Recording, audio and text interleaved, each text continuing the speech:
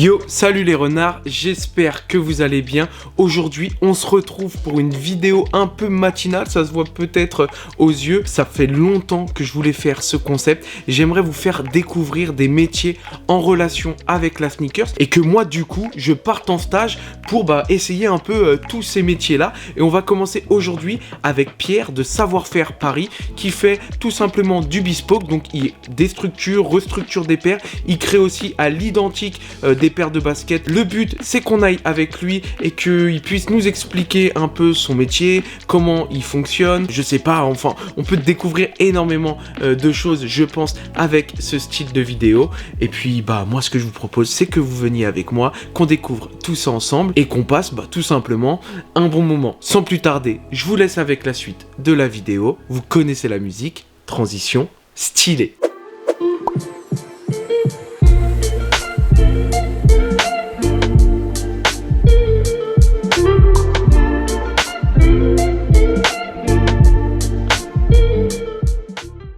Bon les gars, on vient d'arriver chez Savoir-faire Paris et il me semble, alors voilà, je suis à l'extérieur, il me semble que c'est dans la petite porte là qui est juste ici. Écoutez, on va y aller et on va rencontrer Pierre pour passer la journée avec lui, enfin même les deux prochains jours. Donc là on va passer sur le jour 1, on va apprendre un peu tout ce qu'on va faire aujourd'hui. J'espère qu'il y a du taf et j'espère qu'on va voir de très belles choses. Donc écoutez, je vous laisse tout de suite avec la suite de la vidéo.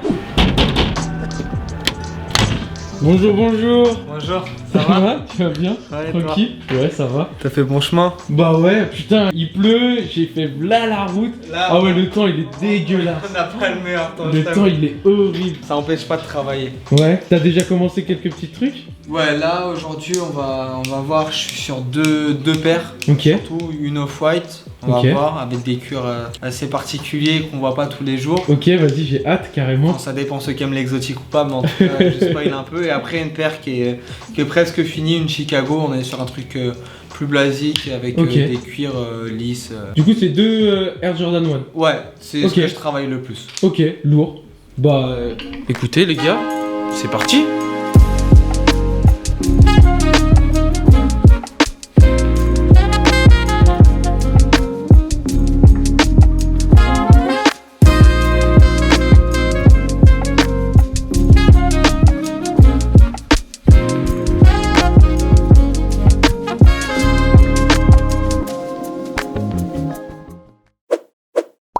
Donc là ici c'est tout ton stock de cuir, c'est ça? Le stock actuel on va dire tu vois qui est issu des commandes passées, de choses comme ça, et après quand les gens passent commande, s'ils veulent certaines couleurs qui sont pas là, comme le croco ou même sur des cuirs basiques tu vois. Là c'est les chutes du croco les gars que vous avez vu. C'est ce que j'ai découpé, tu vois, si tu le mets à plat tu vas voir tous les emplacements qu'on a découpé dessus. On a découpé dessus. Et donc là t'en as plein. Là c'est quoi? Ouais, c'est du... Ça c'est du daim. Ouais, Nibuck, daim. Ici c'est du cuir. Là j'ai vu t'avais du croco, t'as encore du croco là.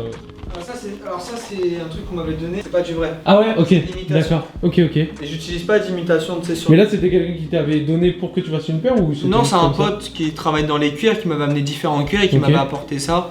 Mais comme tu peux voir où il est placé, c'est pas un truc que ouais, c'est des trucs qui sont par terre, c'est juste là les gars. C'est que du vrai. Alors ça c'est pas de la contrefaçon ou quoi que ce soit, c'est en fait c'est du veau qui a été embossé de manière, comme on parlait tout à l'heure de l'embossage là-dessus, tu peux faire de l'embossage qui ressemble à un print animal, tu vois, pour essayer de le faire réel, mais la différence entre ça et ça, déjà c'est l'épaisseur du cuir, et ça en fait ce qui est joli c'est si tu regardes par là c'est du vrai cuir de croco quoi. Non, ça c'est du vrai cuir de croco, et en fait tu vois le vrai cuir de croco tu le reconnais parce qu'en fait c'est asymétrique, tu vois, genre les trucs se ressemblent pas, tu vois, les écailles sont toutes différentes, tu vas là-bas, ils essayent de le reproduire mais c'est assez similaire un peu partout, tu vois. Et donc en fait plus c'est bien fait, plus c'est fait quoi. Ouais, c'est ça.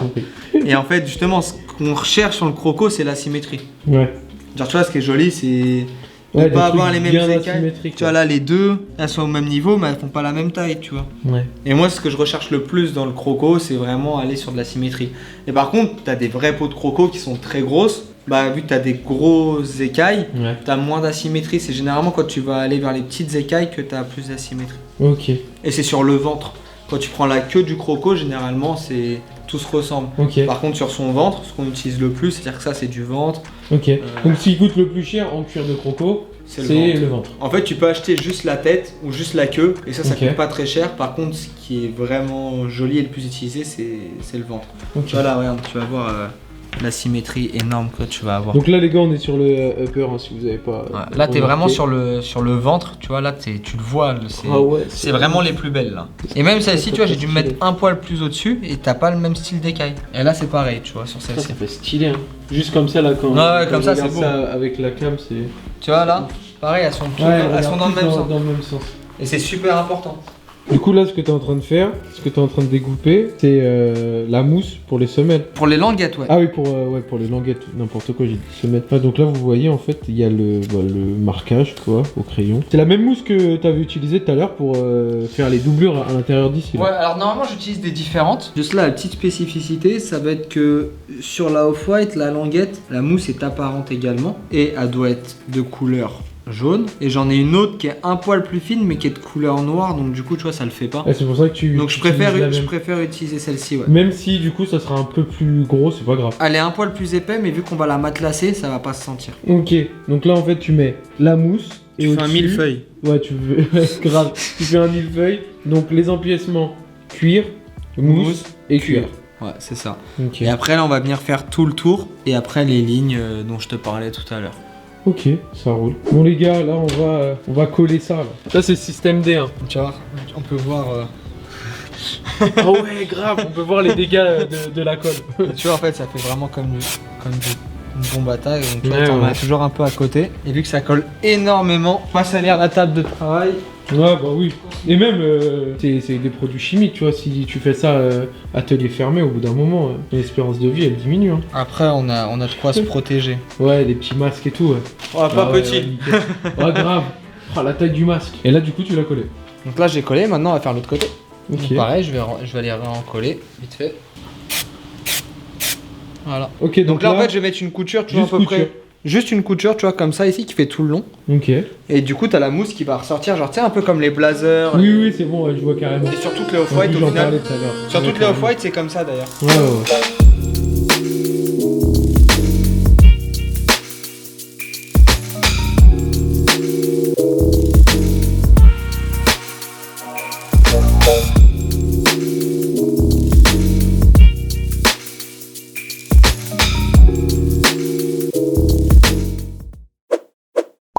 Bon, maintenant que les languettes elles sont faites, c'est quoi la prochaine étape? Alors maintenant on va laseriser les étiquettes. Du coup on va connecter l'ordi à la machine laser. La machine qu'on avait vue tout à l'heure.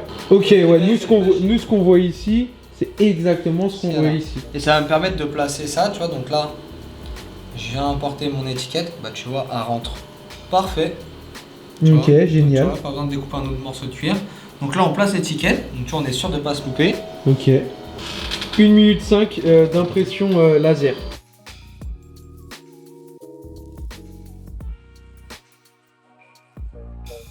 Bon du coup les gars, une étiquette ça donne ça. Et du coup celle-là, Pierre il est pas satisfait. Donc là on va en réimprimer deux tout de suite. Du coup les gars, on vous montre juste comment l'étiquette elle va être posée. Comment elle va être cousue du coup. Elle sera cousue comme ça. Et voilà les gars, du coup une fois cousue, voilà ce que ça donne. Hop, je mets ça ici. La prochaine étape, du coup, qu'est-ce que c'est? Ça va être d'assembler le devant. On va faire rejoindre l'étiquette avec la languette avec la toe box. Ok. Donc c'est la construction du devant. Et ensuite on va venir assembler le tout.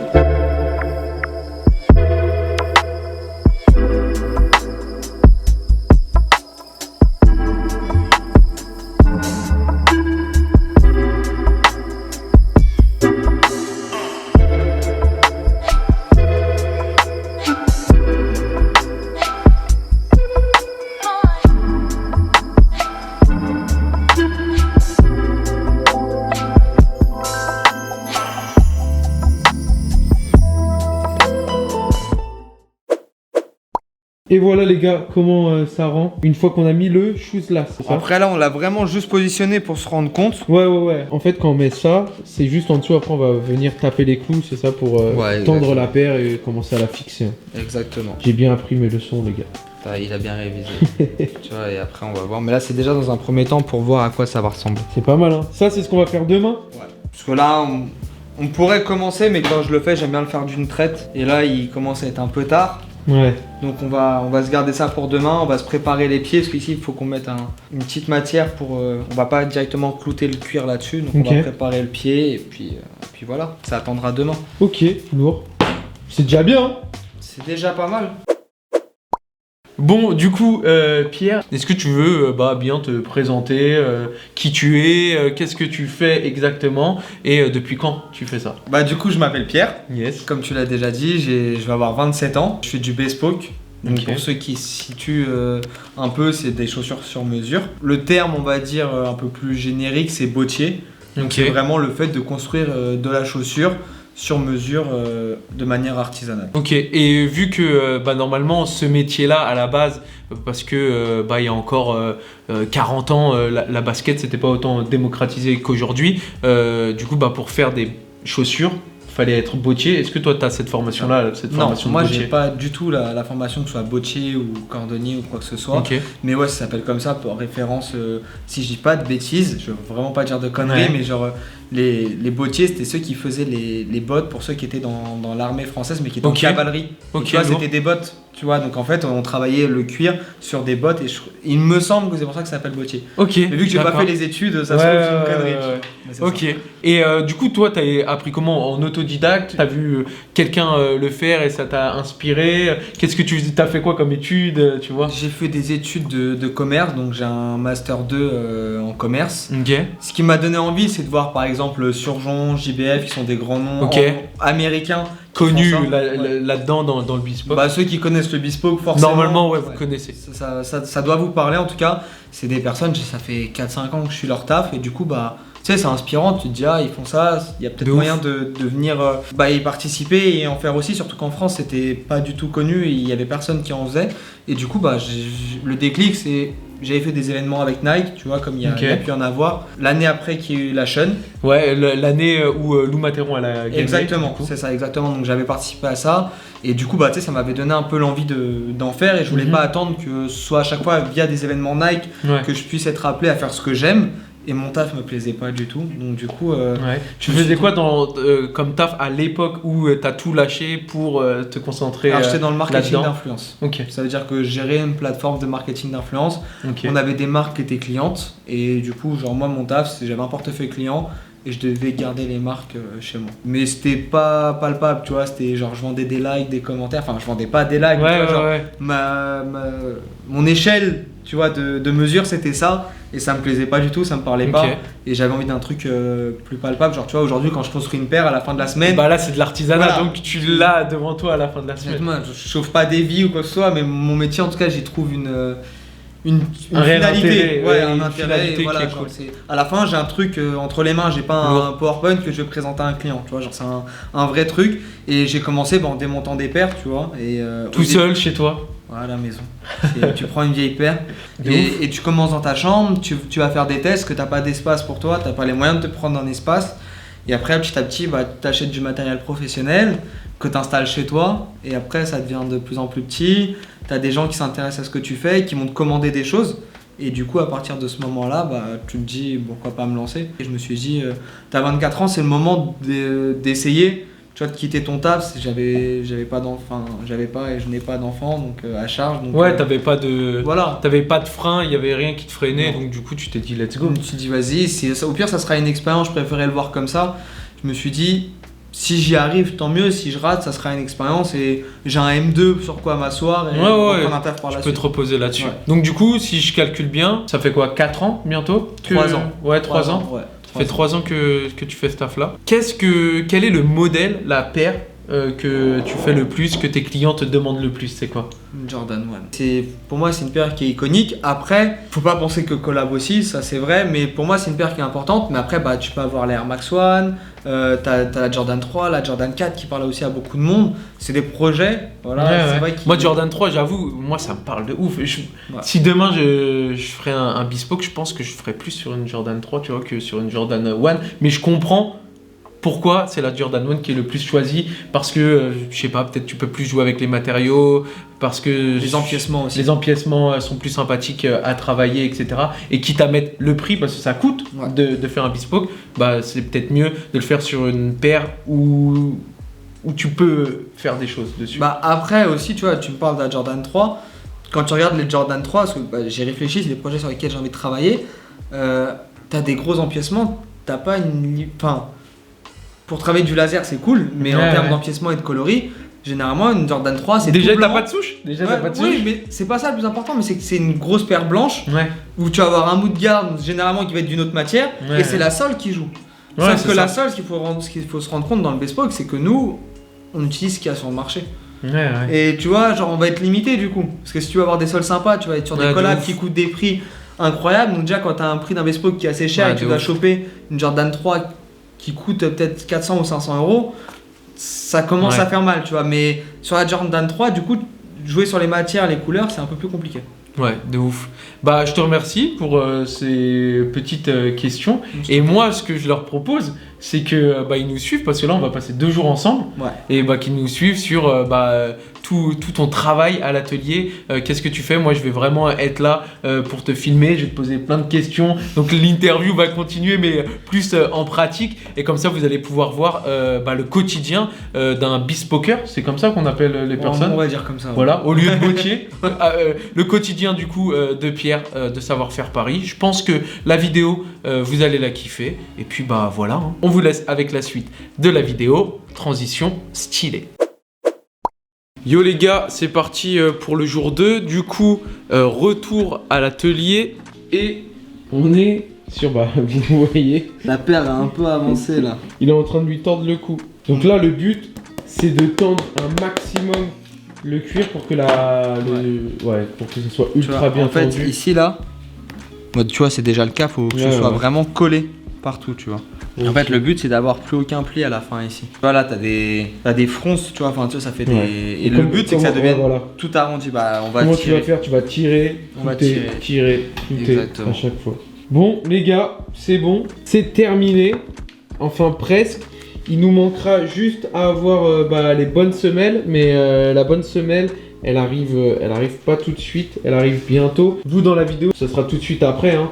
Mais là pour l'instant, nous on n'a pas, mais on prévisualise quand même en posant sur des semelles. Voilà à peu près ce que ça donne, mais ensuite on aura une semelle blanche et jaune. Et voilà à peu près ce que ça donne, c'est quand même pas mal hein, déjà.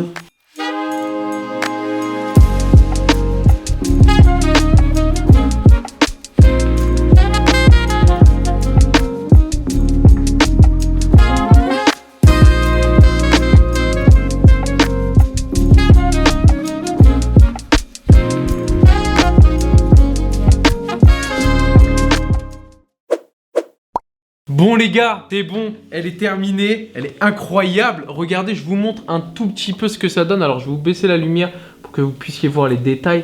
Mais voilà, fini. Les petites écritures comme vous aviez vu. T'es content? Ouais, vraiment, non franchement. Tu vois, bon après ça reste une off-white, c'est pas on va dire une création originale, c'est un coloris qu'on connaît et tout. Mais le résultat, je le trouve vraiment ouf. Franchement, c'est grave cool. Dites dans les commentaires si vous trouvez que la paire... elle est cool, mais moi perso, je kiffe et au final c'est bourré de détails. C'est vrai que ça se rapproche de la création originale, mais avec des matériaux qui sont extraordinaires quoi. Ouais, là en fait on a repris le coloris et tu vois c'est là où tu vois que le coloris et que tout le monde attend depuis 2 ans et pourquoi il est tant attendu, c'est qu'il est tellement efficace. Ah ouais, il est efficace. Mais là les gens s'ils voient ça dans la rue, ils vont se dire mais c'est quoi, elle est sortie, elle est pas sortie, ils vont la regarder de plus près, mais il y a du croco, c'est quoi le délire? Non celle-là franchement, tu vois pour te dire, souvent quand je me fais une paire, j'ai envie de me la faire aussi. Tu vois quand je suis une paire client, mais là j'ai vraiment envie de me la faire. Parce que franchement, là elle est vraiment belle. Elle est très belle. C'est réussi hein. Elle est réussie. C'est réussi mon gars. On a une petite surprise pour eux. Ouais, il y en a une autre parce que... Les gars, entre-temps, il y a eu 2 semaines entre-temps, donc Pierre, pendant 2 semaines, il s'est pas mis en vacances. Regardez ça, les gars. Il y a la petite sœur. Regardez ça. Et explique un peu ce que t'as mis dessus. Là, on est parti un peu sur le même principe. On a... Le souche, c'est du croco. Souche, on est du croco comme sur le jaune, tu vois, c'est le même délire. Et après, on a mis du python sur le blanc. Ils voient pas le détail du python, je vais... En fait, sur le devant, on le voit parce que c'est des grosses écailles. Là, tu le vois, là, c'est bon. En fait, là, on a mis les petites écailles sur les côtés parce que c'est plus joli. Ouais. Et après on a mis Regardez des les grosses gars. écailles sur le dessus. Et C'est franchement incroyable. celle-là, elle claque aussi. J'ai envie de me la faire aussi. Mais celle-là je vais vraiment me la faire. Là il y a du Python ici les gars, du Python aussi là. Mais du coup là on n'a je pas pu remonte. mettre les écritures, tu vois. Ouais mais là Sur ouais. le Python tu peux pas, ça va baver, Ouais, bah oui. ça va l'abîmer. Donc il n'y a pas d'écriture sur le Python. Contrairement à là où vu que c'est du cuir, Là on tu a peux pu le les faire mettre, ouais. avec la petite machine laser. on a le petit tag en croco aussi. Ici. Oh, regardez le petit tag en croco. Là. Ah là, Petit tag orange. là tes clients ils vont être contents hein. Ouais, j'aimerais bien garder les deux. Les gars, dites dans les commentaires, vous préférez laquelle? Celle du vlog, celle qu'on a filmée, ou la petite dernière là qui vient d'arriver? Ceux qui aiment la couleur ils vont dire celle-ci. Ouais, ceux qui aiment la couleur, je pense qu'ils vont dire ça. Bon, bah en tout cas, moi j'ai grave kiffé ces 2 jours et puis bah ce jour-là où je suis venu voir, c'est étalé on va dire. voir la paire. Et puis bah franchement, c'était cool hein, à refaire. Hein. À refaire. Tu repasses quand tu veux sur la chaîne. Tu repasses quand tu veux ici plutôt. Ouais, de ouf. Mais on De sera ouf. peut-être pas sur de la chaussure. On aura peut-être d'autres choses. Ouais, il y aura peut-être un petit truc, petit teasing, mais on parlera peut-être textile la prochaine fois. Là on sera plus sur du merch. Très très très très lourd. Bon en tout cas, moi ça m'a fait plaisir. J'espère que vous allez kiffer cette vidéo. N'hésitez pas à aller donner de la force à Pierre sur son Instagram. Donc c'est Savoir-faire Paris. Et puis bah moi je vous dis à bientôt pour une prochaine vidéo. Jusqu'ici, portez-vous bien la mif. Ciao. Salut.